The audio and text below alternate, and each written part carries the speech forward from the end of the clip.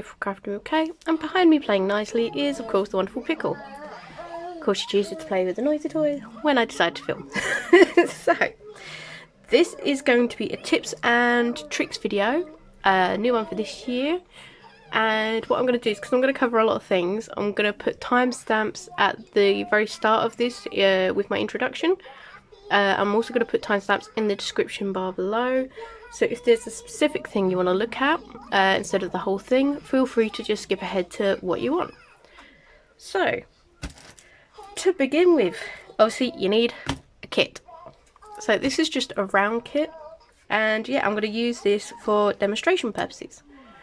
So I thought what we'd do is I will show you some cover minders first. Now what cover minders are, sorry, I've put them on my swing arm. So what cover minders are, they are essentially the same as needle minders if you do stitching. They are little things, they've got magnets on them. Should have thought about this bit beforehand, knocking you guys all over the place. And they come in many different styles and stuff like that. Let's make sure you can see them all. So all they have is a magnet on the back. What they do is they hold your paper or your plastic back. So like I said, they come in many different styles. There's some that have the magnets kind of covered, and some of them have got different bulbous shapes, some are just flat. So I'm going to put a bunch of these back, and then I will show you what you do. I just wanted to show you guys a bunch of different examples. So what you would do is you take the magnet off the back and just slide the magnet that's on its own underneath your canvas, and you just pop that on top, and then all you have to do is pull back your cover, and that holds it in place, save it flipping back and forth on you. So it's quite a handy little thing. People collect all sorts of different styles of cover minders. Some people just have one or two. So yeah, it's a very handy gadget to have. I always use one. Sometimes I try and match them up to the kit that I'm working on, and so on and so forth. But yeah, that is what a cover minder does, and you just slide it out. And because it's a magnet, you can just move it across, and yeah, easy peasy. So that is cover minders. Now someone has recently asked about release papers. So I've got my release papers from Diamond Art Studio. I don't often use them, to be honest. Main time I do it is when I decide to turn a kit into like an advent style. So I'll number each piece as a random number generator. Okay, I'm going to work on piece number 3 today. Now I'm going to work on piece number 20. And just kind of create a fun kind of way to do diamond painting. So I'm just going to get a couple of these. So these are reusable. You can use both sides. Mine are a bit dusty because I don't often use them. I tried to wipe the dust off, it didn't really work out. So all you would do is, depending on the size of your kit and how you want to work, some people will remove this plastic entirely and cover the whole place with sheets. Some people though will only, got a drill there. Some people will just work it in a section, and literally all you do is pop it down. That's literally all you do. Obviously you can take time and line it up properly and stuff, but this is literally all you do to however you want it. Because sometimes, especially on bigger kits, it can be a bit overwhelming. You see all these symbols, all this work you've got to do. So instead, all you do is cover them up like this. Obviously do it a bit neater. And you say, right, I'm going to work on this section today, and just work on that one little section. Then you're not surrounded by... Let's just pull some more back. So let's say put that there, and we'll just chuck a couple more at the bottom to give you more of an example. But this is literally all you do. All you have to do is literally just slap them on. All you need to do. And they are, you can use either side, and they're completely reusable. But save you being overwhelmed from doing all this massive load of work. You could just say, right, okay, I'm going to work on this piece today, and just work on that tiny section. Okay, now I'm going to work on this bit. Work on that bit. And so on and so forth until you are done. But that's all these are. They literally, you just slap them on, pull them off. like I say, when, last year I did a Lazy Panda kit, and I literally just put these in rough sections so that they're all roughly the same. And then I did went on Google, on the Google search bar, and just said random number generator, and I would type in the numbers of how many slices there was, and I'd say, okay, Google, what number? Number 5. Okay, 1, 2, 3, 4, 5. I'm working on this section today. Or if I found that a bit overwhelming, just put that back down, just work on a smaller section. It's completely up to you how you want to use them. If you're feeling a bit burnt out from diamond painting, but you still kind of want to get a kit done, these could be quite helpful to use to just turn it into small manageable parts to do. So yeah, I'd say some people will cover their entire kits in them. Some people will just use parts of it. So, but also because these are yours, if these are too big for you, cut them in half. Then you'll have smaller sections to work on. It's literally whatever your personal preference is. It's completely down to the user. And yeah, you can get these off of Amazon and all sorts of places. Like I say, I got these from Diamond Art Studio. It tells you that there's 25 sheets here, double-sided diamond painting release paper, non-stick silicone sheets, 15 by 10 centimeters. So yeah, that's cover papers, release papers. Let's pop those over there. Right, I've got a whole host of things over here, so let's cover quickly if you hear about confetti and colour blocking. What does that even mean? Now this kit is pretty confetti heavy, and what that means is, let's bring it down, whee, that there are, especially over here, a lot of colour changes in a small area. So you've got Z, X, P, E, M, D, F, A, H, all these different colour changes. That is what we call confetti. Now over here you've got a little bit of colour blocking where it's a lot of one. But especially down and over here, this is colour blocking. Obviously this isn't the best kit to show you what colour blocking is, but I hope you can get the understanding that it's where there's a large area of one colour. I say this unfortunately is a very confetti kit, so I can't quite show you the colour blocking as such, but you get the gist where there's larger patches of one particular colour.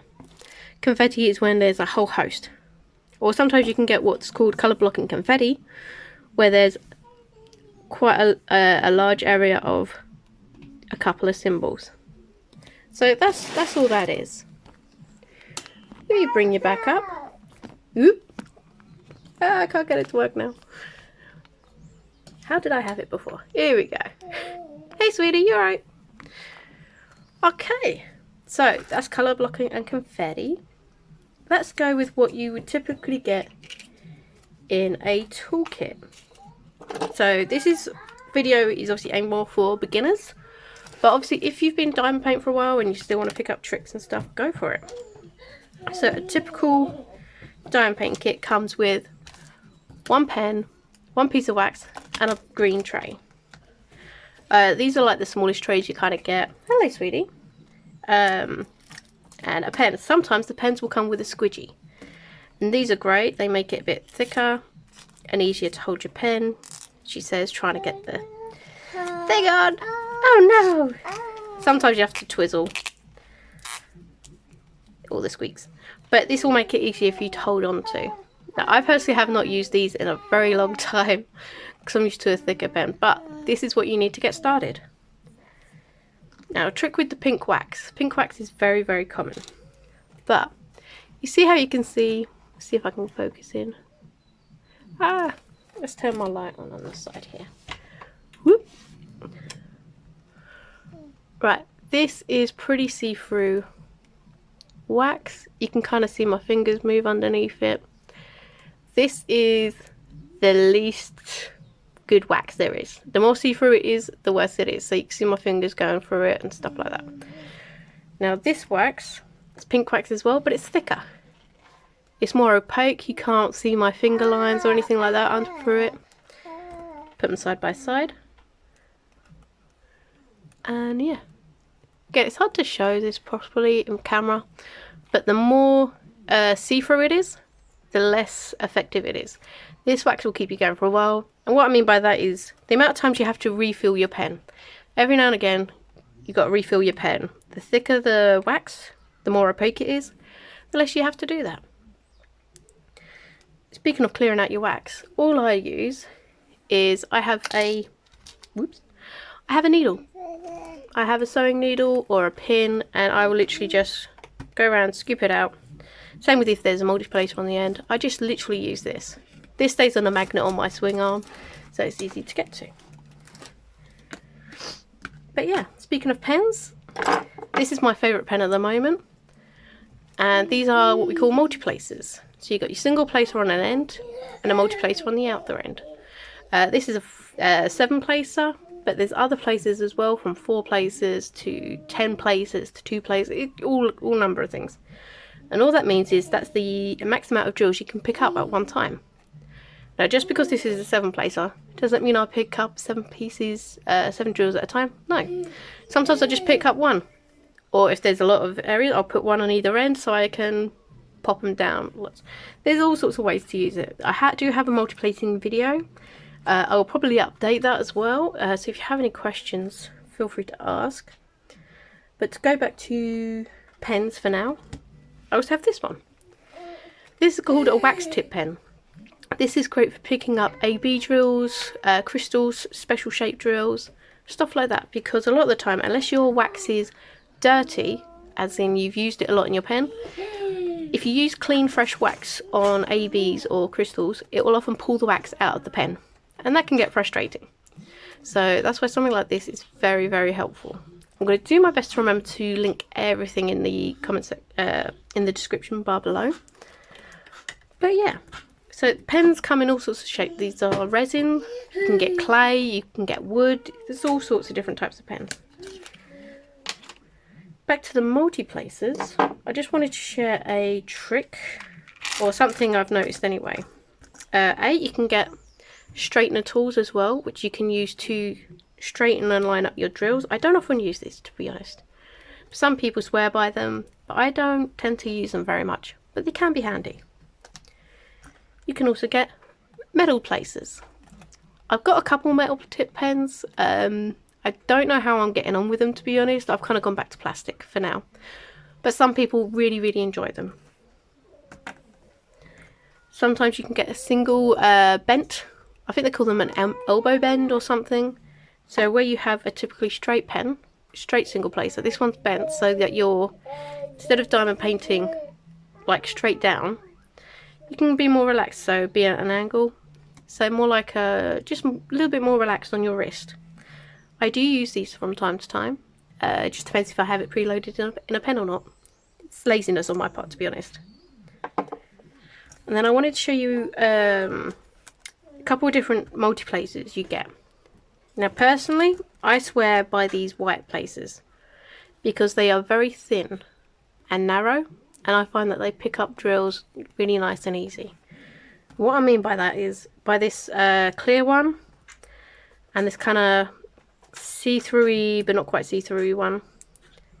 Let's just get this one. Do you see how much thinner? See if I can get you to really focus. This one is super thin and these two are a bit thicker, and I find that when you place down with these thicker ones, they don't line up very well on your kit. That could just be down to practice, but personally I swear by these white ones. They're a lot thinner, they go more where you want them to go, and yeah, that's just something to keep an eye on. So if you're multiplacing and you're not getting on with it, check to see how wide your places are. I find you have more success using the white ones because they're thinner. Yeah, and one last point to do with the pens is wax. As you see, you typically get pink wax in a kit, but there are other waxes you can get. Now, as you can see, I've kind of abused these ones. So one of my favourites is blue wax. It works just like pink wax, but I find that it works really, really well. It was my favourite until I found purple wax. But again, it works the same way as pink wax, where you just stab it into the placer. Purple wax is definitely my favourite. It's literally just different colours, but it also has slight different consistency, I guess. But yeah, you can also get white. I've not played with white before. Now this is a different type of wax altogether. It smells like chocolate orange, it's really yummy. But this type of wax works very differently, where you have to scrape a lot of it into your pen. It's not as malleable, and it is trickier to work with. If you get the hang of it, it works really, really well. This is like a beeswax type of thing to use. So personally, I didn't get on very well with it, but I do like the smell of it. But some people swear by it. There's also other types, like museum putty and Not Your Mama's Mud and paddy wax, to name the couple off the top of my head, but I've never used them, so I can't really comment on them. But typically I love purple or blue wax. They work really well for me. So that's everything to do with pens, is what I think. Shall we go on to trays? So trays, as I've said before, you do get your classic green tray. They come in almost every single kit. Then there's a slightly different one. I've got something pink in that one. There we go. Some kits also come with a small white one with a funnel. A lot of people love the funnel. Honestly, I quite like the funnel as well. So it's very similar in size. It's a little bit wider, but a little bit shorter. Some kits have a slightly wider white boat. Trays and boats, same thing. They're just slightly different names. But again, it comes with a funnel. It's a bit wider, it's a bit bigger. Then we've got this one. These are just trays that I have. So this is actually a lot wider than the other boats. And instead of having a funnel, it's got... No, this one doesn't have one. It's just tipped at the end. So what I typically do is, when emptying this tray, I would pour it into a tray that has a funnel. But again, you can see the width difference, so it's easier to shake your tray and you're less likely to spill drills. This one's even bigger. And this one's got a bendy bit instead of a funnel. And it is huge. I really like using this one. I've got a lot of one colour. Again, it's nice and thick. As you can see, it's about the same thickness actually. But the fact is, here's the size difference. They all fit inside the one tray. But I love this beast of a tray. It's really helpful, especially when you're multi-placing. Especially with me, where I like to use a 7-placer. Trying to get 7 drills to line up in this tiny tray, it's not as easy. It's great for single placing and stuff, but this tray is brilliant because you can pick up so many drills and get so many straight lines. And then I've got one last tray to show you. Let me just put these tips in so I don't lose them. Put the waxes over here as well. Whoop. You can also get all sorts of different shaped ones and stuff. So this one came from Mr. Zippy's, and it's got a lid that scoops on, and it has a funnel with a stopper. So yeah, and it's quite weighty. I like the weight of this one. It's not as big as the ones that I like to use, but sometimes I do like using this purely because of the weight. Which sounds really weird, but when you use a lot, do a lot of diamond paint and stuff, weight can come into it. And yeah, that lid comes off super easy. But yeah, but because it slides on, the lid stays on, unless you do it that way. But if you're putting your drills away for the night and you're still using this colour, but you've got maybe pets, keep the fur out of your drills. Now this, I have cut this one because I've used it for something else, but this is what they call a sticky mat. And what it is this silicone thing, and literally, oops, that didn't work. But if you're using, say, a tilted table, you can stick this onto your table, and when you're working at an angle, your tray won't fall off. Because otherwise you've got to sit there, hold your tray, and I don't have a tilted table, so I can't really demonstrate very well. But if you don't want something to move, you use this. And look, whee, you can defy gravity. What I actually used this for in the end was I chopped the end off and used it on a pen stand that I have, because the pens were just kind of sliding all over the place, she says, because I just put that one back. But since I put little slivers of it, they don't just slide off willy-nilly. So yeah, always make use of stuff. That's that. Right, what else am I going on? Tweezers. I call these sort of tweezers murder tweezers, because they are very sharp. Kind of get to focus. I don't know. There we go. So they're very sharp and pointy, so they have a sheath. It is important to keep them sheath when you are not using them, because they will stab you. Or if you have toddlers, they'll grab them and stab them, and yeah, they're very sharp. Typically they come in black, but a friend of mine got me these, which I'm very thankful for, because I was going to get them as well. But sometimes you can also get bent tweezers, where instead of having it straight, it'll be at a slight angle to help try and take pressure off the wrist. Now some people actually diamond place with these. I use these to get drills off that I misplaced, or maybe I've spilt drills. That's easily happening. That's something that easily happens. Hashtag doing a Claire. But yeah, they just help with either precision work if you want to put them down, whether you're using special drills. Be careful not to scratch through the top of the drills. And yeah, I mean, if you also, as well as what I call murder tweezers, where they're sharp pointed, you can also get tweezers which are rounded. They're still a little stabby, but they're less stabby. But yeah, like I said, I call them murder tweezers. Right, next up, I have got, hello, some washi tape. Right, now what washi, excuse me, no, these are my little pots. She loves circles, so I'm going to put these away. So, she wanted to steal them. She loves circles. So, washi tape. Washi tape come in all sorts of sizes. So here we got some thin ones. I just keep them in here. We got some thicker ones. That's really thick. And yeah, all you do is, I mean, I use these on my containers, my storage pots. But also, they're not very sticky, so they are perfect for, if I can find the end, let's use this one. She says. So what people will do is, because a lot of the time the glue will go over the edge, especially with double-sided tape, and all people will do is just, before they start working on a kit, they'll just put that down the side so that you're not sticking your hand on the sticky glue, to stop glue dust and stuff from getting on them and stuff like that. So yeah, I don't often use washi tape unless it's for labelling my containers. Put that back up there. Drills. Let's do drills next.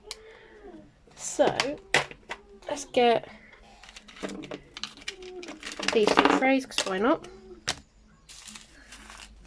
So the most common thing is squares and rounds. Let's put some squares in here. And let's get some rounds of a similar colour. See, at the moment I'm working on a round kit, hence why they're in this little tic tac thing, which I'll go in more detail later. This is from a kit that I've not kitted up yet. So, also shaking your drills, you want to tilt. As you shake, you tilt, and that's how you kind of get lines.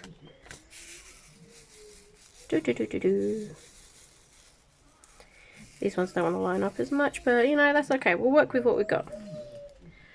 So let's bring you down. So square drills and round drills. So round drills are obviously just round, they're circular. Got someone who doesn't belong in here, but still. Round drills are actually slightly bigger than squares. So, and squares are, well, square. Now, honestly, I am not a huge fan of rounds. I just work on them if I need to. Or if I've got a kit that came with round drills, then I'll just work it. But my favourite is square. And there's a reason for it. I find you get a better finish with square drills. Some people say that they're more finicky. 1 second. Sorry, I had to restart a DVD. It finished. So, people find round drills super easy. I actually find them more tedious because I find them harder to multi-place. Square drills are slightly smaller than a round. So let's get you and get off my finger. This is where I should use my tweezers, but I can't afford to grab them. So here we've got a square and a round. Now it may not necessarily look like it, but the squares are literally a hair's breadth smaller. Which is why if you have a, say you got a square kit and you didn't want to do in square drills and replaced all the drills with rounds, it's not going to work because the rounds are too big. It just won't work because they will not fit in the spaces. You'll have a lot of popping and all sorts of troubles. But with a square, I find you get a more detailed finish because there aren't any gaps in your kit. Unlike round, because obviously it being a circle, you don't have all the gaps filled in. So obviously here you can see that there's like gaps in the little bits and pieces, which I find distracting personally. But obviously when you come back out and look at it from afar, you don't see those gaps. A lot of people, it's just down to personal preference. I find it a lot easier, because I mainly do them, I find it a lot easier to use square drills. But a lot of people stick to rounds. I don't know why people are scared of squares. Unless you've got a really cheap kit, then squares can be a problem. Because as you can see with these, they are square. But the cheaper kits, the cheaper squares, they'll have knobbly bits on the side, or they're not quite the same shape. And that's where you'll have problems with popping drills and stuff. And I think that's where people get their fear of doing square kits. If you've got a quality kit, squares are an absolute dream to work on. That being said, I have worked on very poor quality square kits and I have had popping drills and all sorts. So yeah. That's your standard round and your standard square kit anyway. Let's just pop these back in. Again, this is why funnels are so nice. Lost one, there we go. Got to remember to put that with the right kit later. So there are also some other types of drills. Here I've got some crystals. They are super, they're like glass almost, with how they look. And I've got a couple of ABs.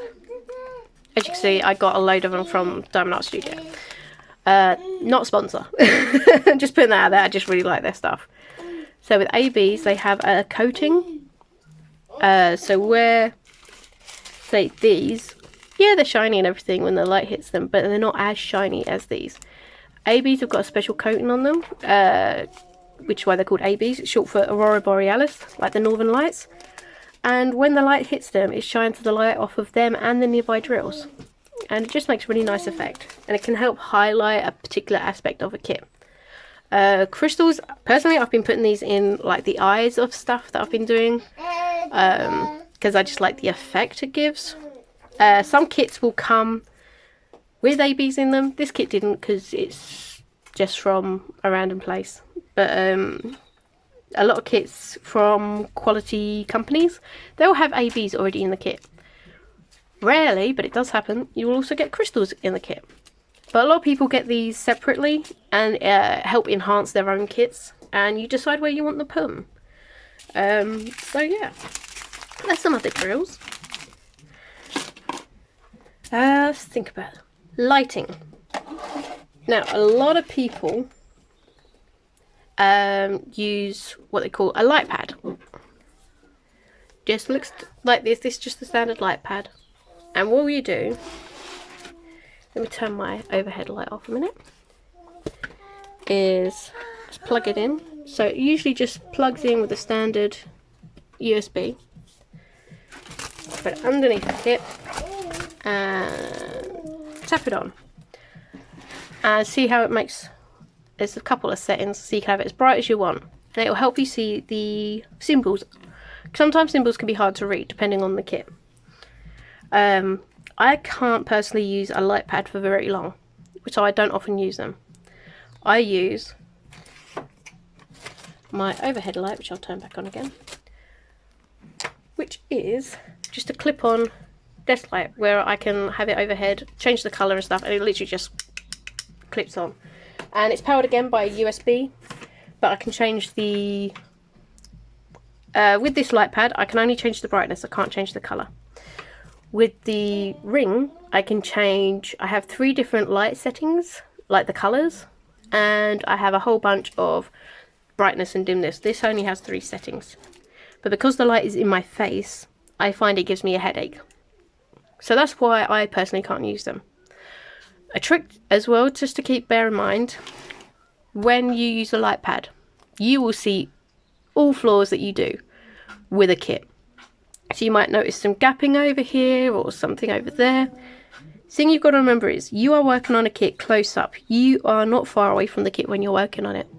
And a Lightpad will just help you see any grey areas. When I say grey areas, I mean like your lines not being too straight, there'd be gapping and stuff like that. What you got to remember is when you turn it off and really step back, you are not going to notice any of that stuff. There's my cup. You're not going to notice any of that stuff. And you got to remember as well, when these are done, they're typically either in a display folder or up on your wall. You're not nose to nose with it. You're not going to notice any little tiny things. Yes, you can be a perfectionist and single place a whole kit and do it as dead on straight as you want. But in my experience, and a lot of people find this over time, when we first start, we want it all to be perfect. It will be exactly lined up. It will be exactly on the symbol. Over time, though, you realise it doesn't always matter. You know, this is a hobby that you're supposed to relax and have fun with. And when it is completed and you take a step back, as long as you're not outrageously all over the place with it, as long as it's somewhat where it's supposed to be, you will not notice. Furthermore, other people will not notice. They will just say, oh my god, wow, that looks really cool. How did you do that? They won't go, oh, see, look, that bit's wonky. You ain't got a straight line there. This, that. Those are nitpicks that we put on ourselves. So remember, this is a hobby. You should be enjoying yourself and having fun. That's what I want to say about that. So I currently have 2 kits that are kitted up, and I will show you. This is the very first storage I ever got. Before then, I would work out of baggies and just like write the symbol on the baggie. Or if they weren't in baggies and were in, let's show you here because I've got an example right here. In these type of bags, I would just fold them over and put a paper clip over it. So when I finally got the courage and got my first bit of storage, this is what I had. These are called Tic Tac containers because, yeah, they look like Tic Tacs. Tic Tac containers. They're just smaller. And all I do is write the symbol. I write the DMC and the symbol. Now, DMC code is a universal color code that all kits throughout the board, no matter what kit you're working on, whether it's this kit that I'm working on or, I don't know, a kit about a giraffe.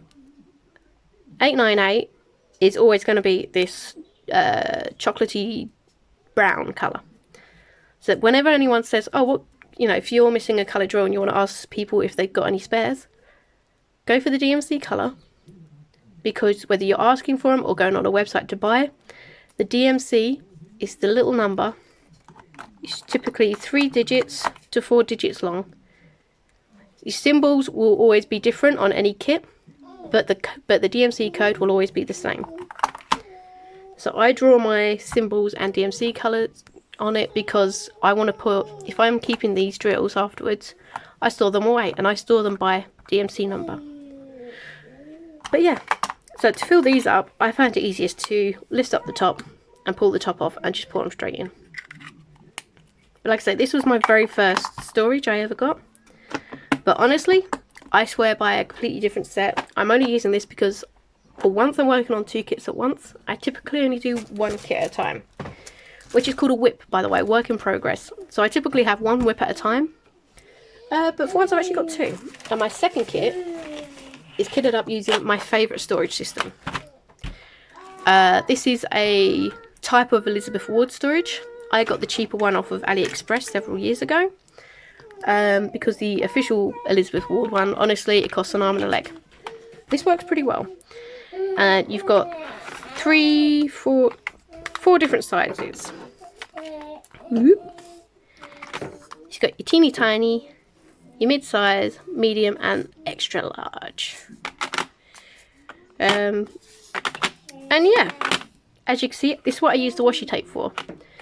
Because if you put washi tape on first, it makes it really easy to peel labels off.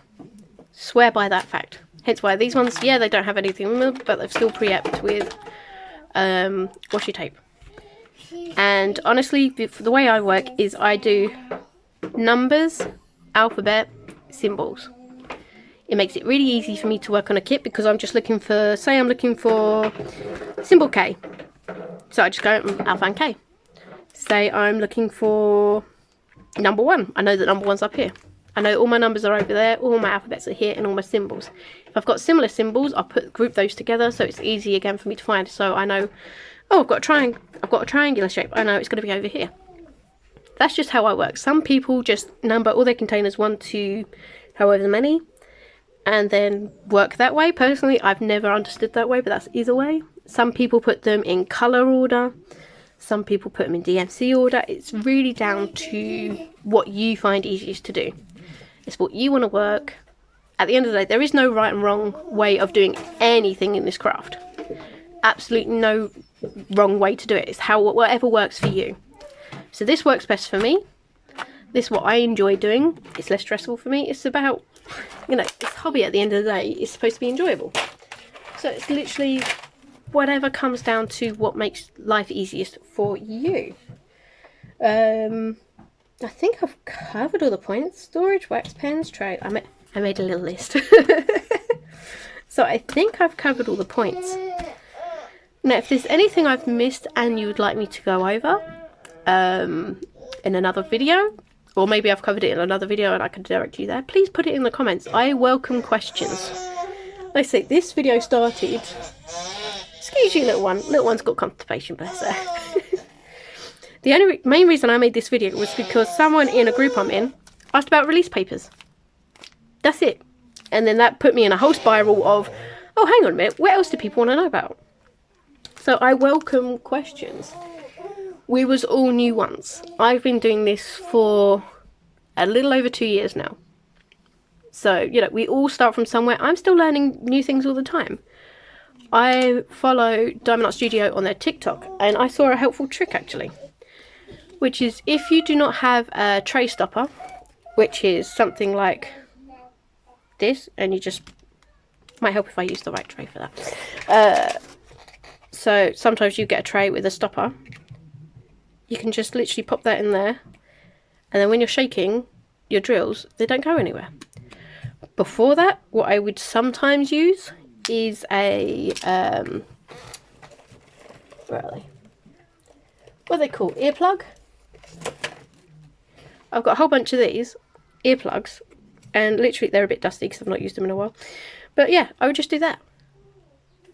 Very cheap and effective way of doing it. If you want a stopper to stop your drills from spilling out. Earbud.